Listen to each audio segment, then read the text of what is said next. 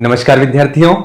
जैसा कि हमने पिछली क्लास में सांख्य कारिका की जो सामान्य परिचय था उससे संबंधित हमने कुछ विशेष जो टॉपिक थे उनके बारे में और सामान्य सांख्य दर्शन के तत्व कौन से हैं, सांख्य दर्शन के प्रमाण कौन से हैं, त्रिविध दुख कौन से हैं, इसके साथ में ही मंगलाचरण क्या है, कौन सा है, कैसा है, इन सारी चीजों की अपन ने बात पिछली क्लास में की थी। उसको पिछली क्लास को थोड़ा सा अपन एक बार रिवाइज कर लेते हैं। तो जैसा कि आपको पता है सांख्य कारिका में कुल कितनी कारिकाएं हैं, तो सांख्य कारिका में कुल कारिकाएं जो हैं वह 72 कारिकाएं हैं। कितनी है? 72 कारिकाएं हैं। और इसमें छंद जो है वह छंद कौन सा प्रयोग किया गया है? तो इसमें आर्या छंद का प्रयोग किया गया है। और इसका जो मंगलाचरण है ना, वैदिक उपाय और लौकिक उपाय, दो प्रकार के उपायों की बात अपन ने मंगलाचरण में की थी। तो इसमें वैदिक उपाय, लौकिक उपाय जो है वह त्रिविध दुख जो है, आध्यात्मिक 3 प्रकार के जो दुख हैं, त्रिविध दुख कौन कौन से हैं? तो आध्यात्मिक,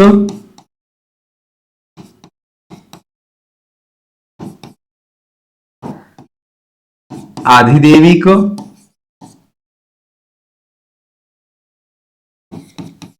तीसरा जो दुख है वह है आधिभौतिक। 3 प्रकार के दुखों की बात अपन ने पिछली क्लास में की थी। तो जो 3 प्रकार के त्रिविध दुख हैं, उन त्रिविध दुखों का एकांतिक और आत्यंतिक रूप से इनको नष्ट जो करने वाला है वह न तो लौकिक उपाय है और न ही वैदिक उपाय है, अपितु इन तीनों प्रकार के दुखों का एकांतिक और आत्यंतिक, एकांतिक का मतलब होता है जो निश्चित रूप से, और आत्यंतिक का मतलब होता है जो नष्ट होने के बाद वापस पुनः उत्पन्न नहीं होने वाला है।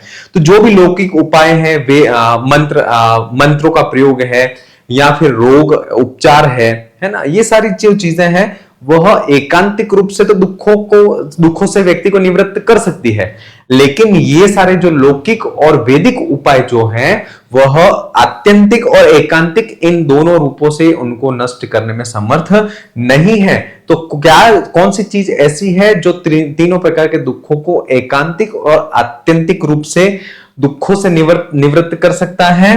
तो वह है व्यक्त, अव्यक्त और ज्ञ का यथार्थ ज्ञान।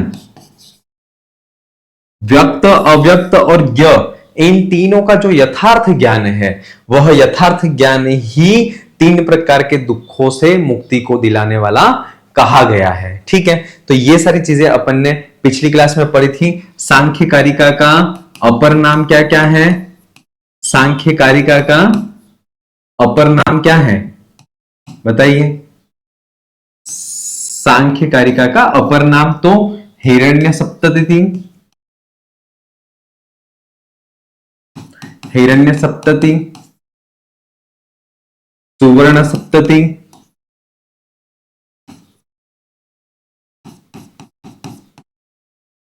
ये सांख्य का। इसके बाद है सांख्य सप्तती,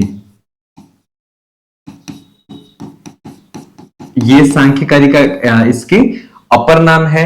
सांख्य कारिका का आधार ग्रंथ कौन सा है, उपजीव्य कौन सा है?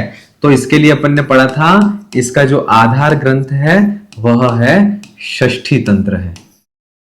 ठीक है, कौन सा है? षष्ठी तंत्र है। सांख्य कारिका के रचयिता कौन है? तो सांख्य कारिका के रचयिता जो है वह है ईश्वर कृष्ण। कौन है?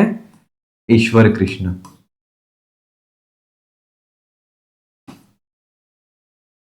ठीक है, ये सारी चीजें अपन ने पिछली क्लास में पढ़ ली थी। चलिए आज की क्लास को इससे आगे अपन बढ़ते हैं।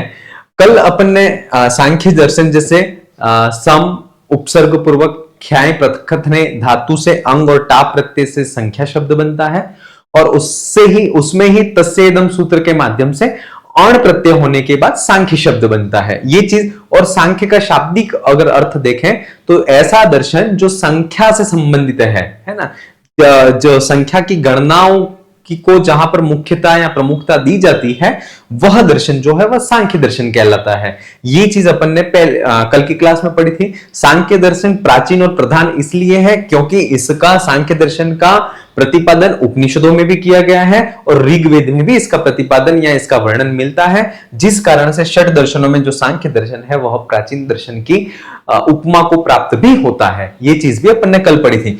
अब बात करते हैं 25 तत्वों की। जैसा कि आज की क्लास में अपन देखेंगे कि सांख्यों के जो 25 तत्व हैं वो 25 तत्वों को किस किस प्रकार से बांटा गया है।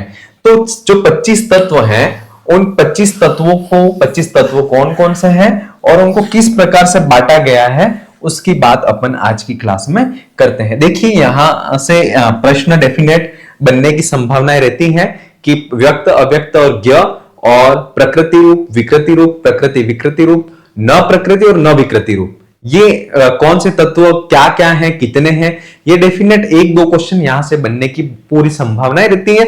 और पिछले पेपर आप देखोगे तो यहां से कहीं ना कहीं प्रश्न मिलते ही हैं। तो चलिए अपन बात करते हैं सांख्य तत्वों का। सांख्य कारिका के अनुसार तत्व विवेचन देख रहे हैं, ठीक है। तो सबसे पहले जो है वह प्रकृति और पुरुष है। सबसे पहला जो तत्व है वह क्या है? प्रकृति और पुरुष।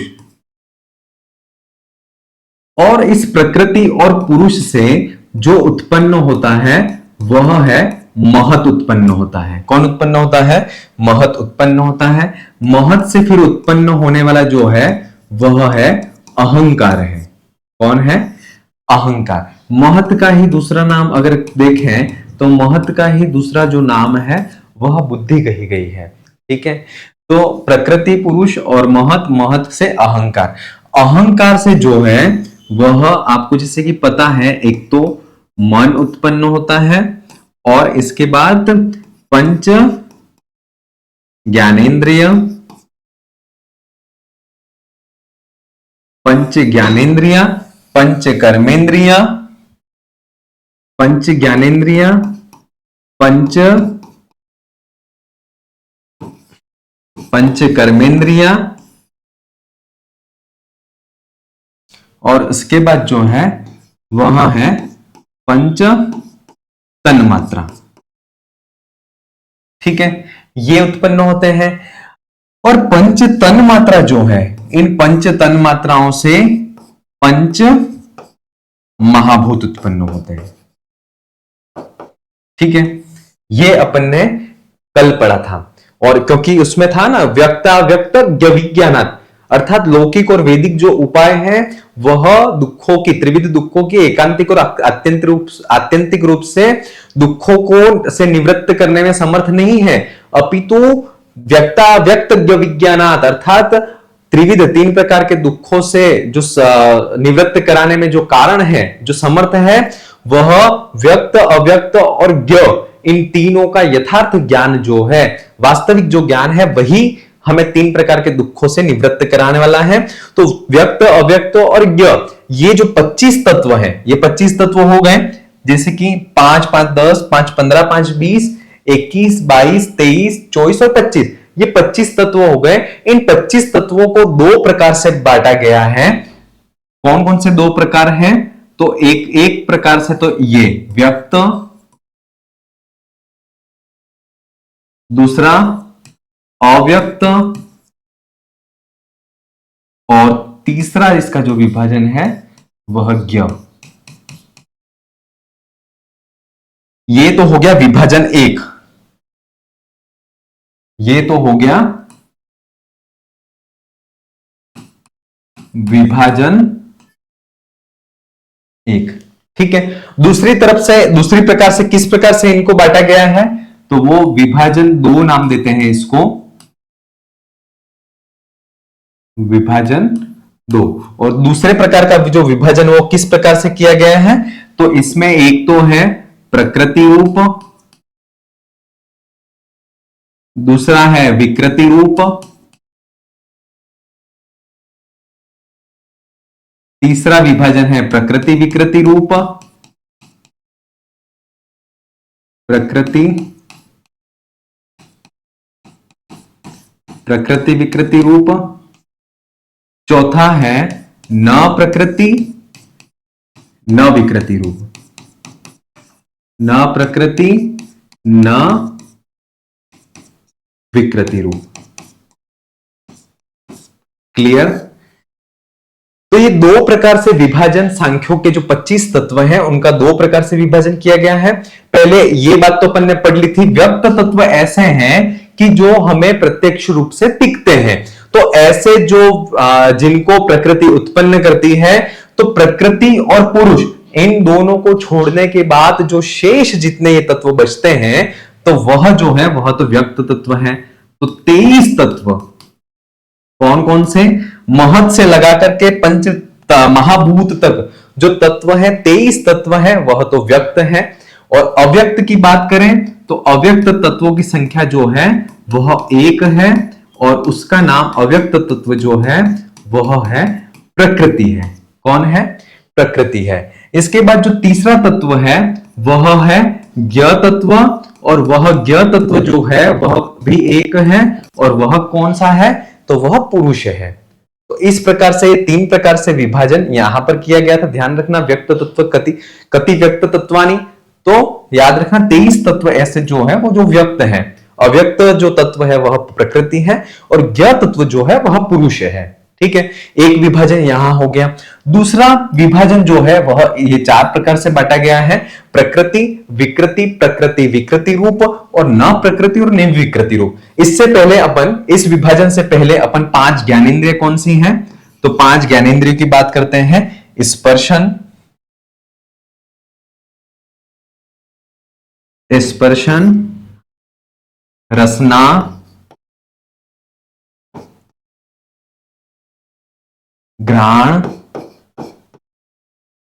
चक्षु, और 5वीं जो ज्ञानेंद्रिय है वह हो गई कर्ण। स्पर्शन, रसना, घ्राण, चक्षु और कर्ण, 5 ज्ञानेंद्रियां हो गई। 5 कर्मेंद्रिय कौन सी हैं? तो वाक, पाणी, पाद, पायु,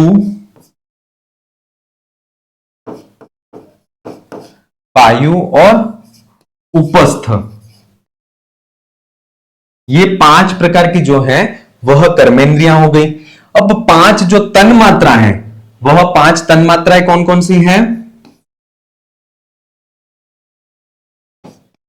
स्पर्श, रूप, रस,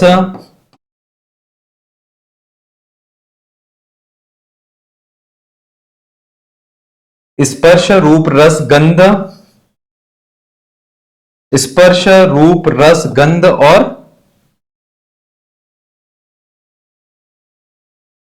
स्पर्श, रूप, रस, गंध, और स्पर्श, शब्द, स्पर्श, रूप, रस, शब्द, स्पर्श, रूप, रस, और ये गंध। ये तो हो गई 5 तन्मात्राएं। और 5 तन्मात्राओं से जो 5 महाभूत उत्पन्न होते हैं वह है, एक तो है आकाश, दूसरा है वायु, तीसरा है तेज, चौथा है जल, 5वां जो है तन्मात्रा वह है पृथ्वी। ठीक है, तो ये पंच तन्मात्रा से पंच महाभूतों की उत्पत्ति होती है। शब्द तन्मात्रा से जो आकाश की उत्पत्ति हुई, स्पर्श तन्मात्रा से वायु की उत्पत्ति हुई, इसके बाद रूप जो तन्मात्रा है उससे तेज की उत्पत्ति हुई, रस जो तन्मात्रा है उससे जल की उत्पत्ति हुई, गंध जो तन्मात्रा है उससे पृथ्वी की उत्पत्ति हुई। इस प्रकार से 5 तन्मात्राओं से पंच महाभूतों की उत्पत्ति होती है। ठीक है, तो ये 5 ज्ञानेंद्रियां और 5 कर्मेंद्रियां और पंच तन्मात्रा कौन कौन सी हैं, इसकी बात अपन ने यहां पर कर ली। ठीक है, तो ये जो है वह 25 तत्व जो है सांख्यों के, उनका विभाजन मुख्य तौर पर इस तरह से किया गया है। अब बात करते हैं आगे कि कौन से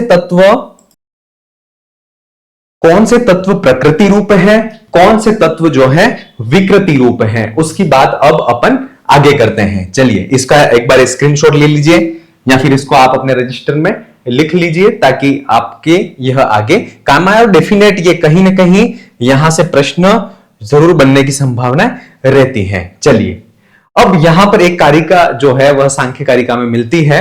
मूल प्रकृति विकृति महदाद्या प्रकृति विकृतयः सप्त षोडकस्तु विकारो न प्रकृतिर न विकृतिर पुरुषः। अर्थात मूल प्रकृति और विकृति ही।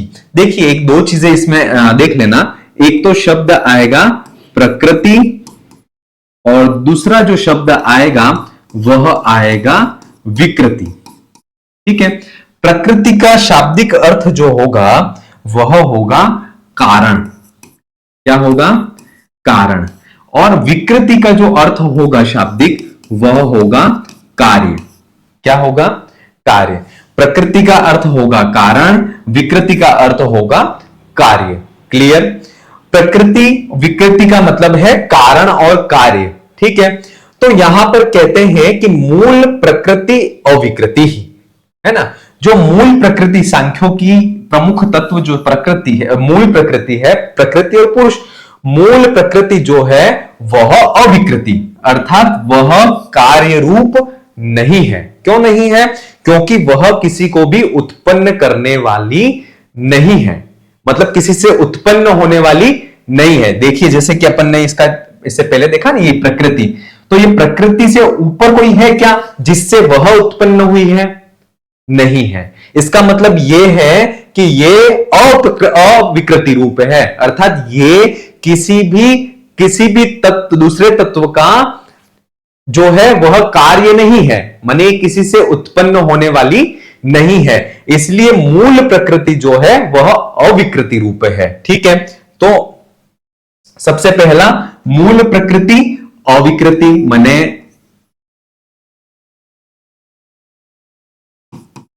अविकृति रूप कौन सा तत्व है? तो जो मूल प्रकृति है। ठीक है, मूल प्रकृति जो है वह अविकृति रूप है। अविकृति माने वह किसी का कार्य नहीं है, और नहीं है इसका रीजन भी है कि वह किसी से उत्पन्न नहीं हो रही है। इसके बाद महदाद्या प्रकृति विकृतयः सप्त। महद आदि सप्त जो 7 तत्व है वह प्रकृति और विकृतयः, अर्थात महद आदि 7 तत्व जो है वह प्रकृति अर्थात स्वयं में कारण भी है, और विकृति अर्थात वह किसी न किसी कार्य को उत्पन्न करने वाले भी हैं। अर्थात वह कारण रूप भी है, मतलब किसी से उत्पन्न भी हुए हैं और किसी को उत्पन्न भी कर रहे हैं। ऐसे कितने तत्व हैं? तो महद आद्या, अर्थात महद आदि 7 तत्व। कौन कौन से महद आदि? तो देखिए एक तो महद तत्व ये हो गया, तो ये क्या है कि प्रकृति और विकृति दोनों रूप है, क्योंकि ये किसी का कार्य भी है और किसी का कारण भी है ना। ये इससे उत्पन्न हुआ तो प्रकृति का कार्य क्या हुआ? महत हुआ, और महत किसी और को उत्पन्न कर रहा है तो ये इसका कारण भी हुआ, अर्थात वह कार्य रूप भी है और वह कारण रूप भी है। इसलिए प्रकृति और विकृति इन दोनों रूप कितने तत्व हैं? 7 तत्व हैं। तो महद आद्या, एक तो महत हो गया, एक अहंकार हो गया, क्योंकि अहंकार भी महत से उत्पन्न हो रहा है, इसलिए महत का कार्य क्या हो गया? महत का विकृति, महत की विकृति माने महत का कार्य अहंकार हो गया, और अहंकार जो है वह प्रकृति माने कारण है। किसका कारण है? 5 ज्ञानेंद्रिया, 5 कर्मेंद्रिया, मन, पंच तन्मात्रा, इनका ये क्या है? कारण भी है ना। इसलिए महत हो गया, एक तो ये महत हो गया, दूसरा अहंकार होगा। महदाद्या प्रकृति विकृतयः सप्त, ये इससे पहले श्लोक कारिका में कहा गया। तो महद आदि, महद हो गया, अहंकार हो गया, 5 हो गए। महदाद्या प्रकृति विकृतयः सप्त, और पंच तन्मात्रा, 2 तो ये हो गए, और 5 तन्मात्राएं जो है वह प्रकृति और विकृति रूप है, क्योंकि वह किसी से उत्पन्न हो रहे हैं इसलिए, और वह किसी को उत्पन्न भी कर रहे हैं। वह किसी का कार्य भी है और वह किसी का कारण भी है। ठीक है, जैसे महत है वह प्रकृति का कार्य हो गया लेकिन अहंकार का कारण है। ठीक है, और कारण से ही कार्य की उत्पत्ति होती है। अहंकार जो है वह महत का तो कार्य हो गया, लेकिन इन सबका ये जो है वह कार्य है, ठीक है, इन सबका कारण है। इसके बाद में पंच तन्मात्रा है, वह अहंकार का तो कार्य हो गया, लेकिन ये जो है वह पंच महाभूतों का कारण है, क्योंकि पंच महाभूतों की उत्पत्ति पंच तन्मात्रा से हुई है, ठीक है। तो महद आद्या प्रकृति विकृत या सप्त, अर्थात महद आदि जो है, महत, अहंकार और पंच तन्मात्रा, ये 7 तत्व है, वह प्रकृति और विकृति रूप है, क्योंकि यह किसी के कार्य है और किसी के कारण है। क्लियर यहां तक? चलिए आगे बढ़ते हैं। दूसरा यहां पर लिख देते हैं अविकृति, दूसरा जो है प्रकृति विकृति।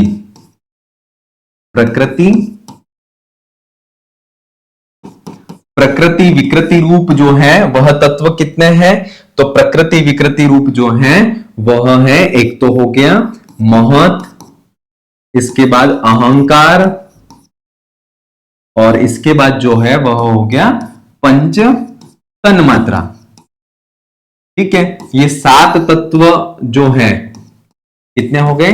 7 तत्व जो है वह कैसे हो गए? प्रकृति और विकृति रूप हो गए 7 तत्व, ठीक है। इसके बाद जो है अगली बात करते हैं, अगली बात जो है वह करते हैं कि षोडकस्तु विकारो, अर्थात 16 तत्व जो है वह विकृति रूप है। विकारो माने विकृति रूप। विकृति का मतलब यहां पर मैंने बता दिया था कि 16 तत्व ऐसे हैं जो कार्य रूप है, वह किसी का कारण नहीं है, माने वो कार्य रूपी ही है, वह किसी को और उत्पन्न करने वाले नहीं है। तो वो 16 तत्व कौन से हैं? तो देखिए 16 तत्व, एक तो है 5, एक तो मन हो गया, मन कार्य है, ठीक है, अहंकार से मन उत्पन्न हुआ, ये जिससे उत्पन्न होता वह कारण और जो उत्पन्न हो रहा वह कार्य। तो मन जो है वह कार्य हो गया, लेकिन क्या जो मन है वह किसी और को नीचे उत्पन्न कर रहा है? नहीं कर रहा, मतलब ये कारण नहीं है, तो ये प्रकृति रूप नहीं है, अपितु विकृति रूप है, ठीक है, कार्य रूप है। मन एक हो गया, 5 ज्ञानेंद्रियां जो है वह विकृति रूप है, क्योंकि वह कार्य किसी दूसरे को उत्पन्न नहीं कर रहे हैं। 5 कर्मेंद्रियां, 5 कर्मेंद्रियां, 5 ज्ञानेंद्रियां और पंच महाभूत, ठीक है ना। 5 ज्ञानेंद्रिया, 5 कर्मेंद्रिया और पंच महाभूत 15, और एक ये 16, जो 16 तत्व है वह कैसे हैं? तो वह जो है वह विकृति रूप है, अर्थात वह कार्य रूप है, ठीक है, वह किसी के कारण नहीं है, सिर्फ कार्य रूप ही है। कौन कौन से हैं? तो पंच ज्ञानेंद्रिय, पंच ज्ञानेंद्रिय, पंच कर्मेंद्रिय, पंच ज्ञानेंद्रिय, पंच कर्मेंद्रिय, पंच महाभूत, और है वह है मन। ये जो है वह विकृति रूप ही है, किसी कार्य को उत्पन्न, किसी कारण से उत्पन्न होने वाले हैं, लेकिन किसी और अगले कार्य को उत्पन्न नहीं करते हैं, इसलिए यह विकृति रूप है। इसके बाद जो है वह कौन सा है? तो न प्रकृति न विकृति, न प्रकृतिर न विकृति, न प्रकृति और न विकृति रूप क्या है? तो न प्रकृति और न विकृति रूप जो है वह पुरुष कहा गया है, ठीक है। एक तत्व अकेला पुरुष जो है वह ऐसा है कि जो न कि तो प्रकृति रूप है, अर्थात न तो वह कारण रूप है और न ही कार्य रूप है, तो ऐसा तत्व जो है वह पुरुष है, ठीक है। तो इस प्रकार से ये देखिए 7 और 16 तत्व, 16 और 7 कितने हो गए? 23 और एक ये मूल प्रकृति 24, और ये पुरुष है वह 25 तत्व हो गए। इस प्रकार से सांख्यों के जो 25 तत्व हैं, उन 25 तत्वों को अविकृति, प्रकृति विकृति, विकृति और न प्रकृति और न विकृति, इस प्रकार से इस सांख्य तत्व, सांख्यों के जो ये तत्व हैं उनको 25 तत्वों को 4 भागों में मुख्य रूप से विभाजित किया था। और याद रखना अविकृति रूप कितने हैं, तो मूल प्रकृति है वह अविकृति रूप है। अविकृति किसको कहते हैं वही बता दिया मैंने। विकृति का मतलब कार्य, और जो कार्य रूप नहीं है वह कहलाता अविकृति। तो मूल प्रकृति जो है वह कार्य रूप नहीं है क्योंकि यह किसी से उत्पन्न होने वाली नहीं है। लेकिन प्रकृति विकृति अर्थात जो प्रकृति माने कार्य रूप और कारण रूप दोनों है, ऐसे तत्व कितने हैं, तो 7 तत्व हैं। और विकृति रूप जो है वह कितने हैं, तो 16 तत्व है। और न विकृति और न प्रकृति और न विकृति, इस रूप कितने तत्व हैं, तो 16 तत्व जो हैं वह इस प्रकार से इनका विभाजन किया गया है। तो आज की क्लास के माध्यम से जो सांख्यों के तत्व, जो 25 तत्व हैं, उन 25 तत्वों को किस किस प्रकार से अलग अलग भागों में बांटा गया है उसको हमने देखा। अगली क्लास में अगले विषय के साथ में फिर मिलेंगे। आप अपनी तैयारी को अनवरत रूप से जारी रखें। धन्यवाद।